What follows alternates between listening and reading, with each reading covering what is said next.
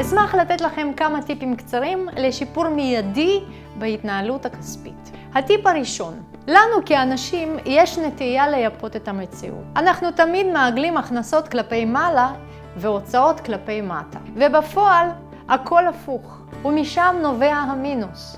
כלל האצבע הוא לעגל תמיד הוצאות כלפי מעלה והכנסות כלפי מטה. כך ייווצר לנו חיסכון ולא גירעון.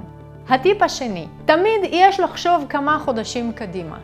מה יקרה לחשבון הבנק? ניתן לחשב הכל באופן ידני, אבל אנחנו תמיד נשכח כל מיני הוצאות קטנות המצטברות וגורמות לחריגה בחשבון. לכן נשתמש באקסל, המחשב לנו בשניות הכל באופן אוטומטי. אם אין ידע באקסל, כדאי ללמוד. זה כלי פשוט ומדהים. הטיפ השלישי, במקום להוציא כל פעם מהכספומט סכומים קטנים, עדיף לתכנן את הסכום החודשי שאנו צריכים במזומן ולהוציא אותו פעם בחודש. זה יחסוך זמן, כסף על פעולות, יגדיל את הביטחון העצמי, ירגיל לסכומים גדולים יותר בארנק וכתוצאה מכך לתחושת השפע.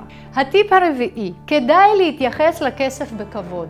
גם לכל שקל קטן, דין פרוטה כדין מאה. הכסף הגדול מורכב משקלים בודדים קטנים. אם ניתן כבוד לכסף, הוא ייתן לנו כבוד בחזרה. הטיפ החמישי, אם נרגיל את עצמנו לשלם בזמן, גם אחרים ישלמו לנו בזמן. הטיפ השישי והאחרון, אם נכתוב על הצ'קים במקום בלבד בברכה, הכסף שיצא בברכה יחזור אלינו בברכה.